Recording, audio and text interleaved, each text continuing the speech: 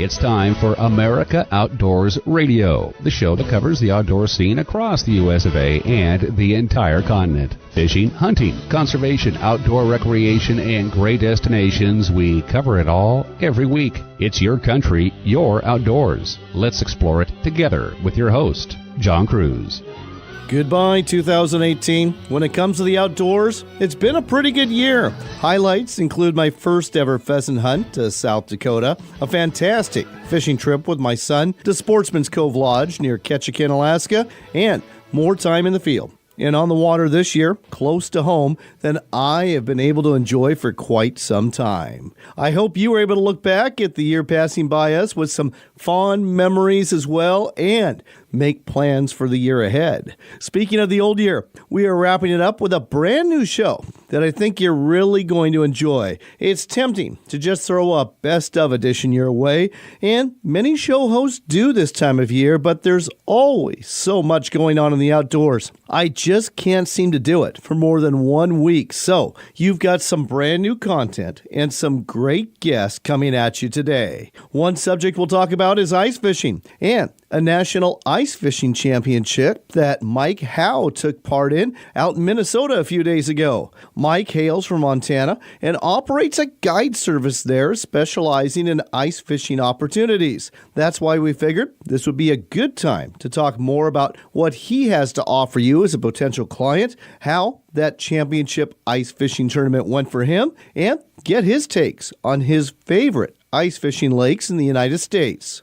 We'll switch gears from ice fishing to conservation when we talk to Duane Inglin. Duane is the former co-host of Northwest Wild Country, a popular fishing and hunting show that aired for years on the same station we air on in Seattle now, Seattle Sports Radio 950 KJR. The orcas, also known as killer whales, that live in Puget Sound are in big trouble, and Washington State's Governor Jay Inslee has unveiled a $1.1 billion plan that he hopes will save these whales. Duane will give us his take on some of the good things the governor has got here and some things that he may be missing when it comes to not only whales, but two other keys to this puzzle, salmon and pinnipeds like seals and sea lions. We've got outdoors news about things going on in our nation's capital that will likely affect you in the months ahead, and we'll also get a chance to talk to Bill Brassard with the National Shooting Sports Foundation.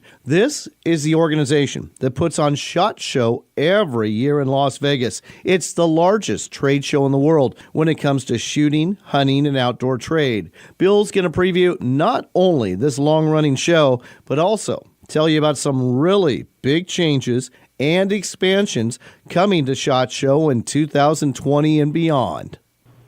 You know, one thing that's exciting about every new year for me are the adventures that await. And with that in mind, we've got Dan Redfield on the line. Now, he's the man behind a company called Alaska Photoventures, and he is doing some incredible work up in the great state of Alaska, putting it on film and making it available for you to see on Amazon Prime. Dan, welcome to the show.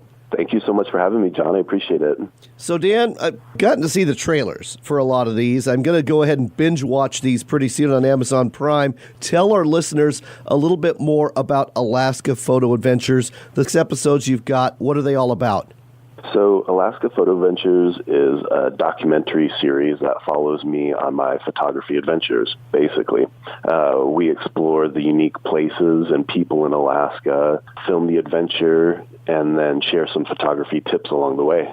You know, it's kind of funny because you're a photographer, but the whole thing's done as video. How do you bridge that gap, so to speak?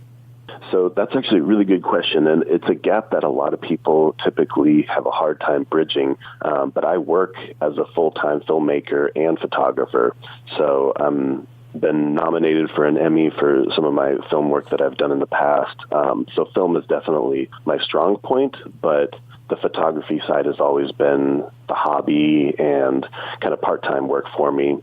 So there's certain aspects that you look for when you're doing photography. You know, you're trying to tell a story within one picture, whereas video, you have a little bit more room to select your angles and select different ways you can kind of tell a story. But just over the 10 years of experience, you kind of get used to understanding which medium you're going to use and figure out the best way to tell that story.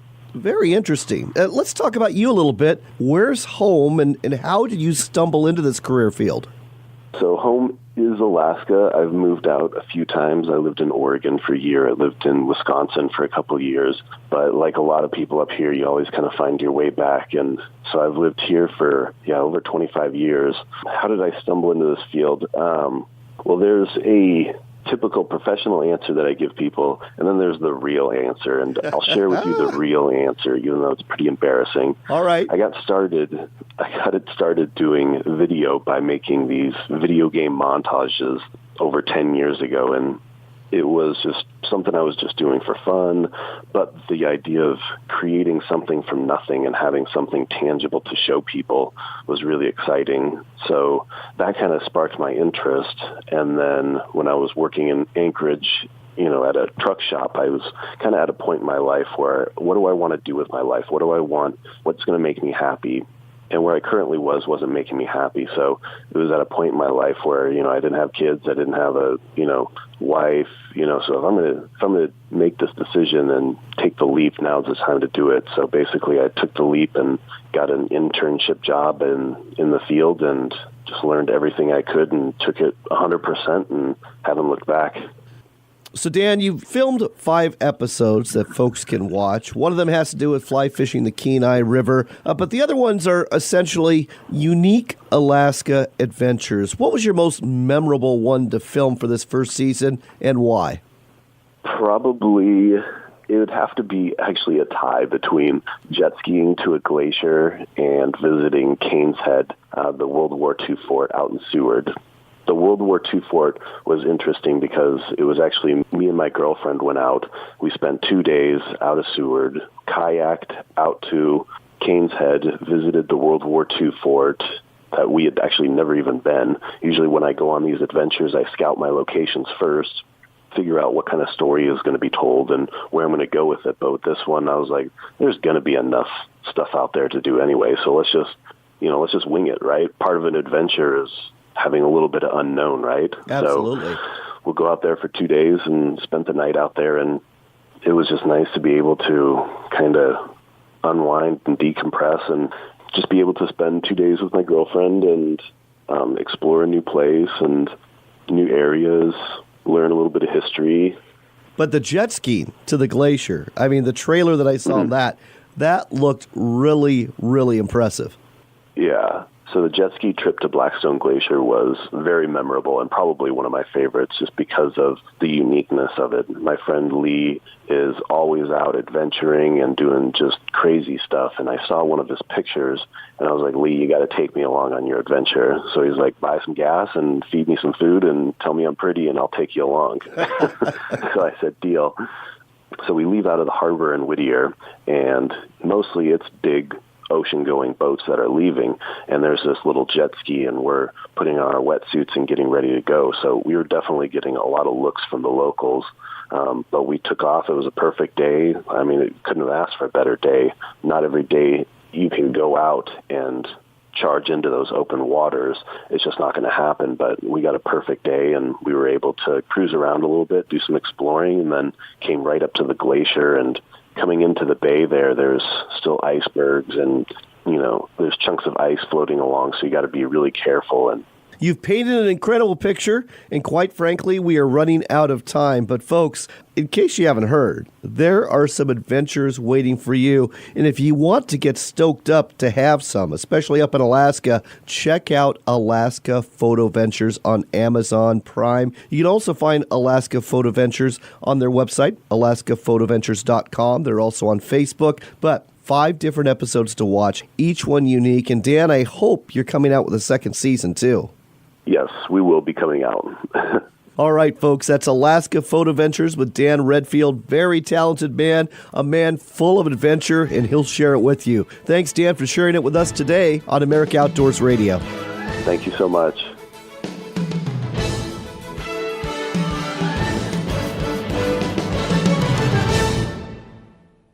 we've been telling you about Sportsman's Cove Lodge in Southeast Alaska for a while now, and there's a reason. They are the only Alaska lodge we talk about in this show. It's because they're truly Alaska's best lodge. The adventure starts with a float plane ride from Ketchikan, after which you'll get the chance to experience some of the best hospitality, food, and wonderful people you'll ever meet. Wildlife is abundant, from bears and deer to eagles and whales, and let's not forget the reason you're here, the fishing. Halibut, salmon, lingcod, rockfish, true cod, and more. It's all waiting for you in abundance at Sportsman's Cove Lodge. Book your trip today at alaskasbestlodge.com. That's alaskasbestlodge.com for Sportsman's Cove Lodge. Schuler Productions has 3 great shows coming your way in 2019. It all kicks off at the Track in Pasco, January 18th through the 20th, with the Tri-City Sportsman Show. The long-running Central Washington Sportsman Show is back at the Sundome in Yakima, February 15th through the 17th. And don't forget the Wenatchee Valley Sportsman Show, February 22nd through the 24th at the Town Toyota Center. With seminars for adults, activities for the kids, and lots of things to see, these shows are sure to be fun for the whole family. Find out more at SchulerProductions.com. Are you looking to reel in the marketing opportunity of a lifetime? Then set the hook, because we've got it right here for you. America Outdoors Radio has sponsorships available, and we offer affordable platforms to reach thousands of listeners interested in fishing, hunting, and the outdoors. Find out more by contacting John Cruz through his website at AmericaOutdoorsRadio.com. That's AmericaOutdoorsRadio.com. Hurry, though. If you wait too long, the big opportunity might just get away. AmericaOutdoorsRadio.com. NorthwestFishingReports.com is the Northwest's largest fishing reports website, featuring well over 50,000 fishing reports, videos, articles, and more. All 100% free. Catch more fish with Northwest Fishing Reports. Log on today. Hey guys, stop. Grab your bait and listen. Ice is on the lake, so we're going fishing. With me is my best friend Mike. We're hitting Lake Boykin for the trophy fight. Will I catch a perch? Hey, I guess so. I got some new jigs and a brand new Zebco. I loaded up the truck with all my new gear. Mike got the bait, I bought the beer. Sorrel, I got a nice pair of boots to go with my hat and my blazer and suit. But that ain't enough, so I threw in 3 pair of heavy-duty flannel thermal underwear. Drilling, the ice is half a foot thick. My gas-powered ice auger ought to do the trick. If I want to eat crap, I gotta catch dinner. Drop my line in the hole with the minnow and the spinner. All right, folks, as you're hearing from that song from Shadrap, we are talking ice fishing. The person we're going to talk ice fishing with is Mike Howe. He is a Max Lure Pro Guide. He operates a guide service for ice anglers, beginning and experience in Northwest Montana, and he is just coming back from the North American Ice Fishing Circuit's National Ice Fishing Championship that took place at Pinehurst Resort in Minnesota. Mike, welcome to the show. How did the championship go for you? Well, thanks, John. It's good to be back. Yeah, so, not the result we were looking for, but, I spent quite a few days pre-fishing, and this is a panfish tournament, and I'm a trout guy, John, and, I'm honing my chops in the panfish world, but I've got a long way to go. My partner's a walleye guy, never fished bluegill or crappie before. So I think we finished 41st out of 65 teams, beat a couple of good teams on day 2. But, if you always learn something, and I felt like I really came away from this one with some good lessons. And but it's a great, great event. 130 of the best panfish anglers in North America. 13 states were represented. Wow. What was the actual lake that you were fishing that Pinehurst Resort's located at? So there's actually 2 lakes. It's North and South Twin Lakes, and you couldn't find 2 more different lakes, no matter how far apart they are. And this one is basically separated by a road and a few lots, I would say 600 yards maybe from each other. One, North Lake, is just a deep basin lake with very little structure, and then South is just nothing but structure and weeds and pockets. Maximum depth on South is probably 40 feet. Maximum depth on North is about 15 feet. Interesting. Very interesting indeed. Now, I understand 2 gentlemen from Wisconsin, Brandon Newby and Ryan Wilson, they took home first place with over 22.5 pounds of crappie and sunfish. And I understand that just like the Super Bowl, the winners of this ice fishing championship, they get some gold rings with some serious bling that are worth several $1,000s.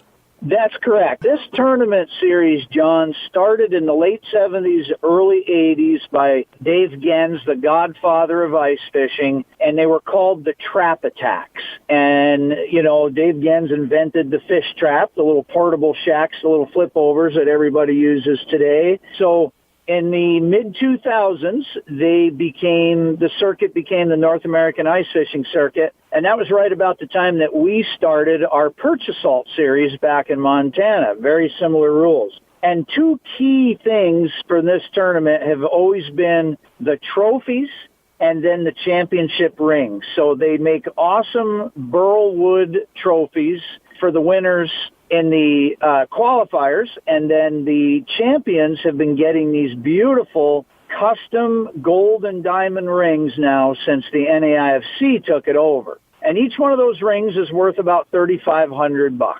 Wow. And top that off with about $6,000, and that is a nice take-home package. Let's turn our attention to something else here, Mike. I mean, you get to fish a lot of lakes through the ice. What's your favorite and why? That's going to be hard, John, because, Fort Peck is probably, if you want to go catch big fish and different species of fish in an area where you will never feel crowded, 6 lines, walleye, northern, and lake trout in an absolute wilderness setting, just out in the middle of nowhere, then Fort Peck has got to be my number one pick. If I could jump in a helicopter and go anywhere and ice fish when there's ice, it would probably be Fort Peck. I know the lake. I've recently got to learn the lake. We do some guiding out there. But then Cascade Lake in central Idaho with those big perch is another thing. Another new lake to me, but as far as perch fishing goes, trophy perch over 2 pounds with the potential for a 3-pounder. Cascade's hard to turn up. If there's a lake that I haven't fished that I really want to fish, it's going to be Lake of the Woods up in Minnesota on the border there. Multi-species, hundreds and hundreds of miles of ice fishing, resorts, good information, good mapping, good intel. So, the 2 lakes I have fished have to be Fort Peck, Cascade, but one that I want to fish and will fish this winter is Lake of the Woods. All right. Well, there's 3 picks for you folks in northern Montana, in central Idaho, and in Minnesota. Mike, let's turn our attention to your guide service, Howe's Fishing. You take folks ice fishing in northwest Montana near your home. No experience is required. Tell our listeners how a trip with you works. You bet. So whether you're fishing with us over in northwest Montana around the Flathead Lake area or fishing over here in Fort Peck, we offer everything, John, from full-service guiding where we supply every single piece of equipment to, what we call just a nudge in the right direction where you're coming with your own gear. Maybe you just want to spend a couple hours with us. We get you familiarized, acclimated to where to fish and techniques and tactics that we use. But our fully guided ice fishing is probably no one else in Montana that does it like we do. We offer everything but the lodging, but of course we can help you with that. We use portable fish houses. Everyone gets a fish finder. All your tackle and bait is provided. We provide hot drinks and cold drinks and a hot lunch if you're doing it all day. So unlike Minnesota and Wisconsin, the Midwest northern states, our weather is pretty mild over in northwest Montana. So we don't have the big hard side shacks that we set up and leave all winter. Portable ice shacks with heaters, state-of-the-art electronics and fish finders, all the bait and tackle, and you will have a guide fishing right next to you as long as you want that guide fishing next to you. When you start to get a hang of it and you want to go, hole hopping like we say, we drill a bunch of holes, just like you'd fish out of a boat. You don't just throw the anchor out and fish in one spot. You chase those fish around. Once you get on a hot bite, you land on them. But we're always mobile. We're always ready to move and follow the next fish. So it's a lot of fun, and it's something that we've been offering now in northwest Montana for about 8 or 9 years now, and over here at Fort Peck in just the last couple of years. So we really pride ourselves in, myself and the guides that work for me in the winter, on our passion for ice fishing. We're all tournament anglers. Several of us have won ice fishing tournaments. So you won't find a better group of guys to go out with. We're going to treat you right, and you're going to go have a ball. Doesn't matter your ice fishing experience. In fact, the newer you are, the more trainable you are. You don't come with your own idea about how we should be doing things.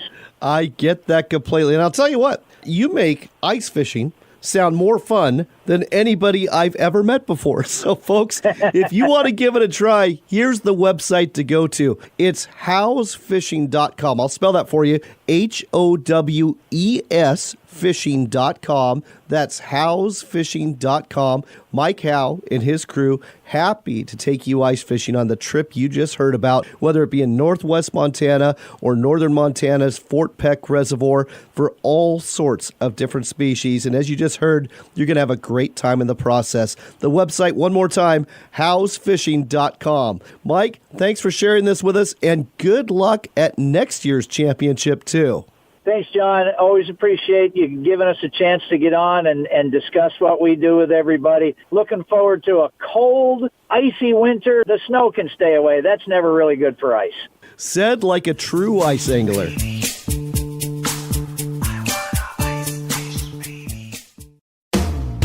There's a place where the fishing is year-round, where the sun shines 300 days a year. The wineries and breweries are right downtown. The hiking and cycling offer spectacular views you just don't get in the big cities. Fortunately, the place is real and vibrant. It's the Dalles, Oregon, just 90 short minutes from Portland, along the gorgeous Columbia River, where the adventures are limited only by your imagination. Find out more at explorethedalles.com. Backcountry hunters and anglers, the men and women working hard to keep public lands in public hands. Check us out at backcountryhunters.org.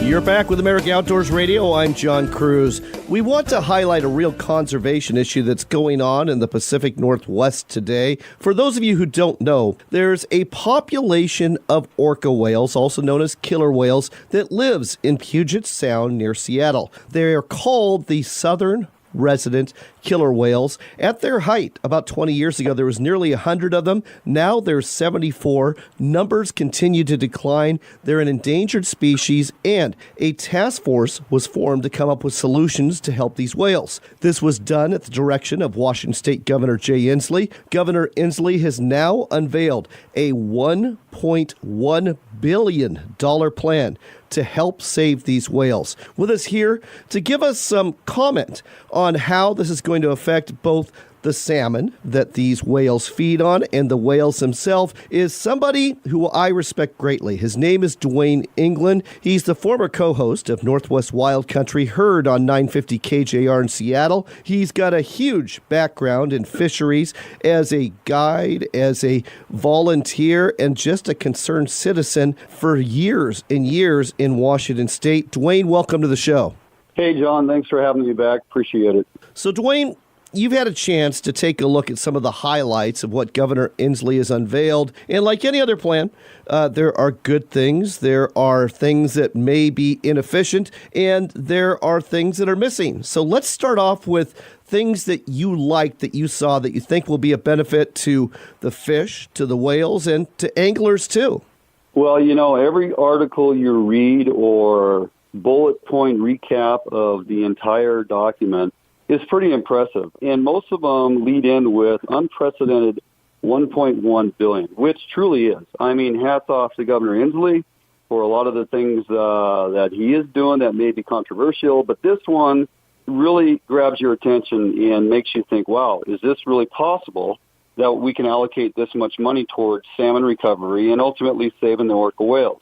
Some things that I like in there that I see, $12 million to maximize the production of the Chinook salmon smolt release. We're talking $18.6 million salmon smolt destined for release. Those numbers are impressive, but on the flip side, it also concerns me that we have to release $18.6 million in hope to get $186,000 return. That is always the, controlling factors that our returns are so dismal. But that being said, the governor's plan over the next 3 to 10 years is to bump up hatchery production and substantially, and of course allocate a lot of that money towards hatchery enhancement or rebuilds.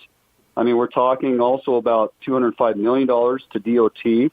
As you know, there was the lawsuit settled previously between Washington State and the tribes. The state is on the hook for replacing a lot of the culverts and obstructions that prevent natural spawning salmon to getting to their spawning grounds. And so there's a lot of work going on behind the scenes for habitat enhancement. The DOT contracts with replacing culverts is a big part of that, to open up upper opportunity, upper habitat to allow these salmon to get back and spawn naturally, at least on the wild fish front.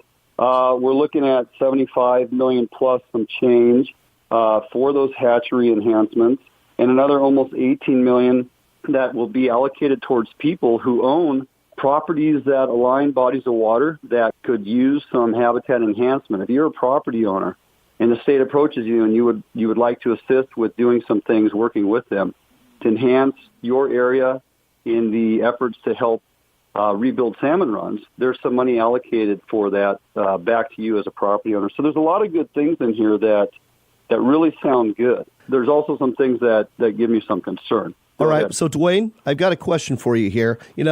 Everyone talks about the 3 H's when it comes to salmon conservation. So we've just talked about habitat. We've just talked about hatcheries. Let's talk about hydro. I understand that there's a plan to increase spills over Columbia and Snake River dams to help juvenile smolt downstream, where they're going to be less vulnerable to predators, whether they be bird predators or fish predators, that in theory will get more of them into the ocean and equal better returns. This has got to be a plus too.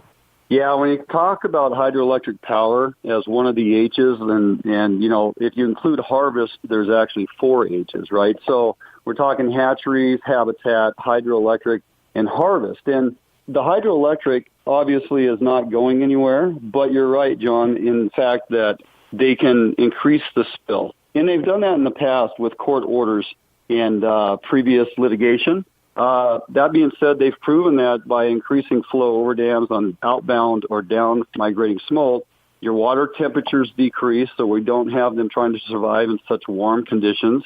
And the speed that the water travels allows them to get out of the main stem of the Columbia faster and out to the ocean where they can be more protected. Because the bird predation is one that has yet to be discussed in depth, I believe, as far as what's on everybody's radar. Because right now we're so concerned with pinniped predation, which is a huge concern, and I imagine we'll get into that here shortly. But yeah, spilling of the water is going to be also a huge increase, and that one does need to happen as well. Well, let's get into that right now in terms of things you're concerned about that are either not there or maybe not addressed the way they should be, because we've only got 2 minutes left to talk about it.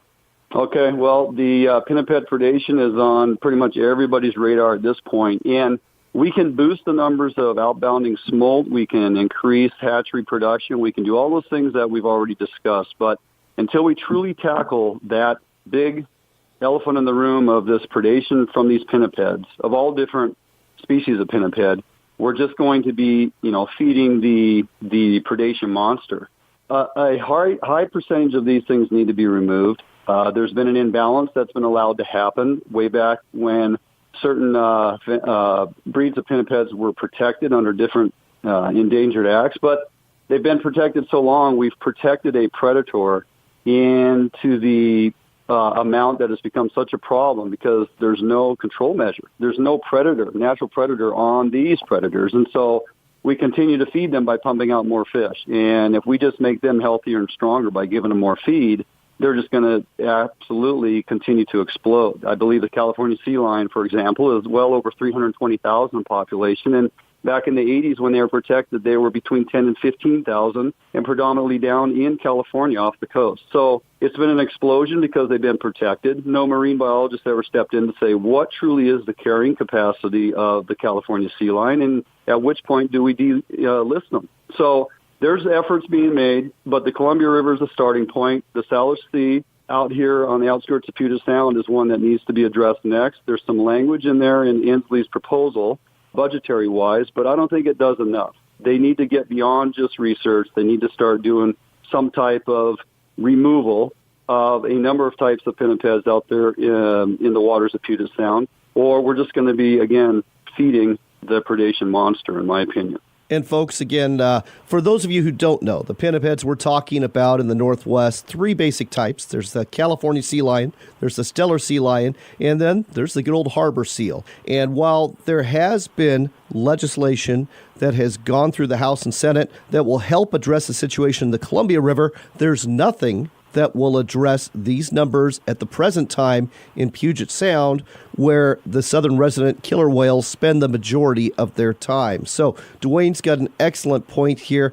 We are out of time, but this issue is not going away anytime soon. Duane Inglin is a fountain of knowledge. He's got some things coming up in the year ahead that if you're an angler, you're going to be very interested in. You might want to follow his YouTube channel at Duane Inglin. That's D-U-A-N-E, Inglin spelled I-N-G-L-I-N, and he's on Facebook too. Duane, thanks for weighing in on this situation on America Outdoors Radio. Appreciate the invite, John. Anytime. Have a great day.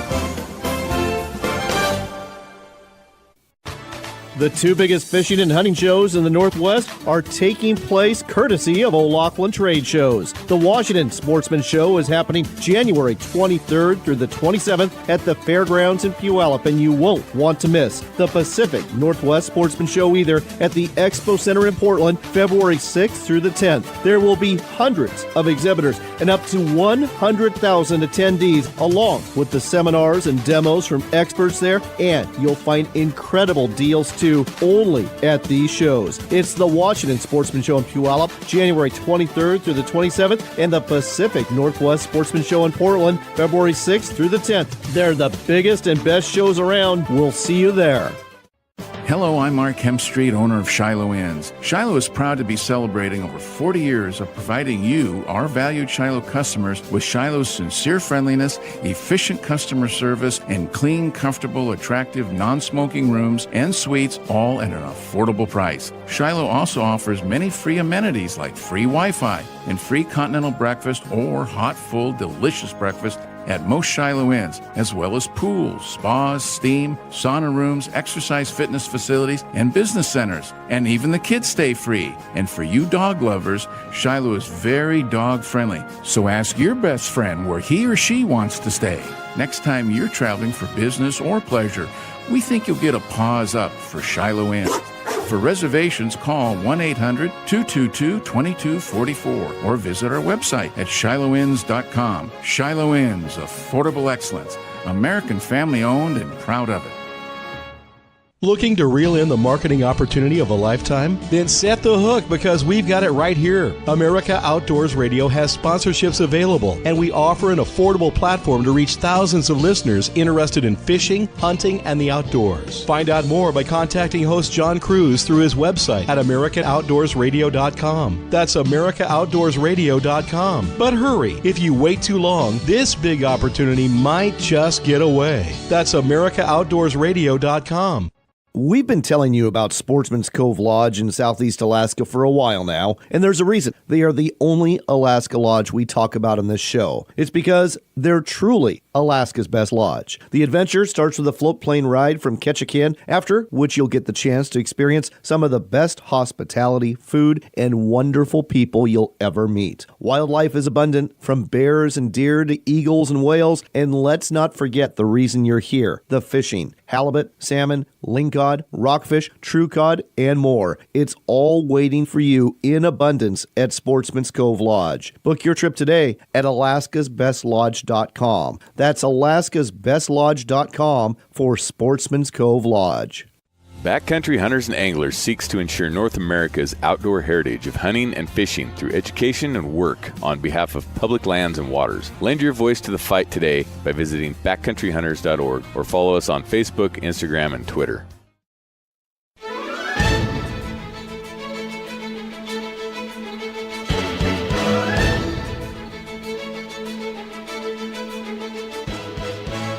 You're back with our final edition of America Outdoors Radio for 2018, and it's time for some end-of-year news from Washington, D.C. We'll tell you about Ryan Zinke. As you're probably aware, a lot of people are departing the White House and the Trump administration, and Ryan Zinke is one of them. You may recall he rode into Washington, D.C. on a horse when he took the job of being in charge of the Department of Interior, and now he's flying out in a jet, and he won't be back.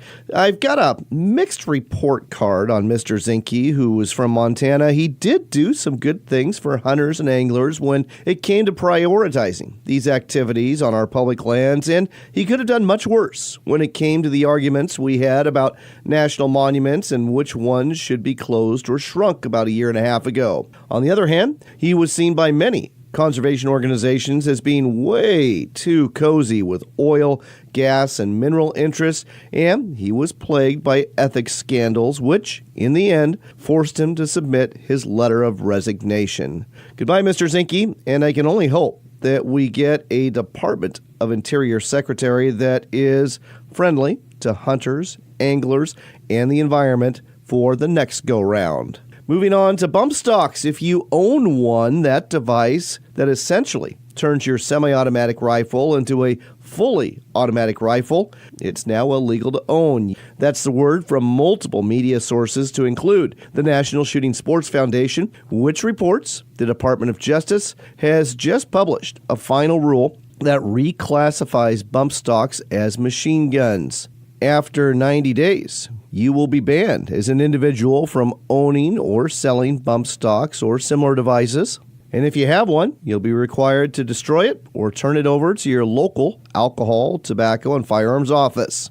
Also in Washington, D.C., the Farm Bill was passed by the House and Senate and signed by the President. This is a big deal to farmers, as you might imagine, but it's also a really big deal to hunters and conservationists. From Pheasants Forever, we can explain why. The big reason is because of the Conservation Reserve Program. As a matter of fact, acreage in this program has increased from 24 million to 27 million acres by 2023. This is all land that is set aside by farmers as habitat for species like ringneck pheasants or sage grouse, white-tailed deer, Hungarian partridge, chukar, quail, waterfowl, and a whole lot more. Better still, $50 million has been reauthorized for the Voluntary Public Access and Habitat Incentive Program. And the reason this is important is because it expands hunting and fishing opportunities on private land. So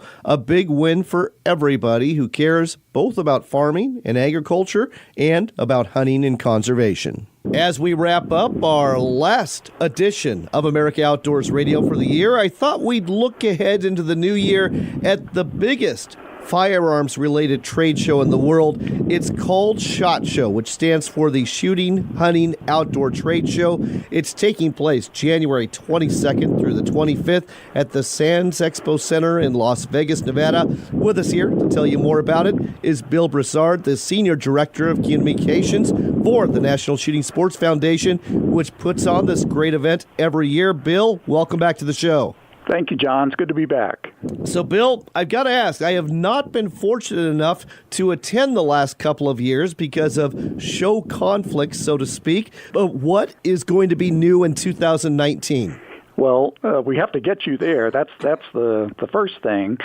And what's new at the SHOT Show is sometimes we don't know, but there will be about more than 500 new products just in the new product center alone, and there'll be many more than that on the show floor. And in many ways, at the 2019 SHOT Show, what's new is actually not going to take place until 2020 and 2021, because that's when the SHOT Show, which is the largest show of its kind in the world, is going to actually expand. And we are at the Sands Convention Center, which we fill completely, and then in 2020 we're going to be expanding to space at MGM facility, and then the next year we're going to be expanding again into exhibit space at Caesar's Palace. So the SHOT Show is growing, and we're doing this to accommodate the more than 1,000 companies that are on the waiting list, waiting to get into SHOT Show and exhibit all their great products.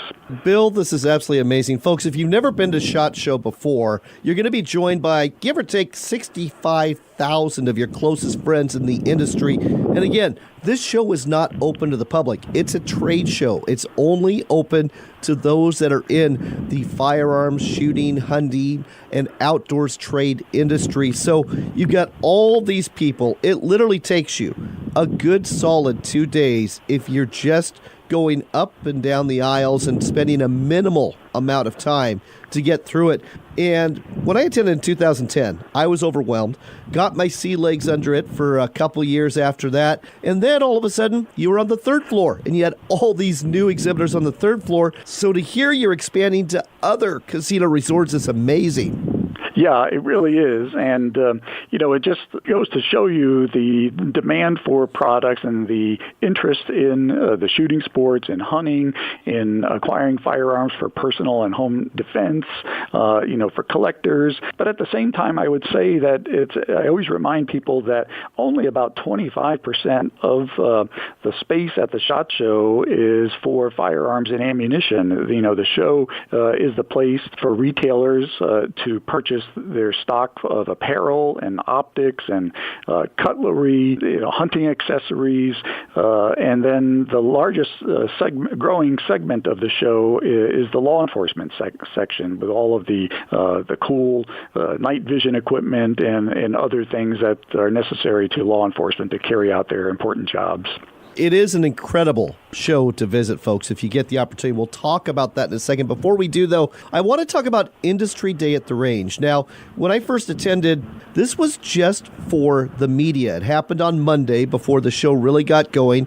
You'd be bussed out to this range, and you'd have all these exhibitors out there, and you actually got to try a lot of the firearms and shoot them down range. That has really evolved and changed over the years, hasn't it? Well, it really has. It's still a day for media, and it's one of the most coveted invites at the show.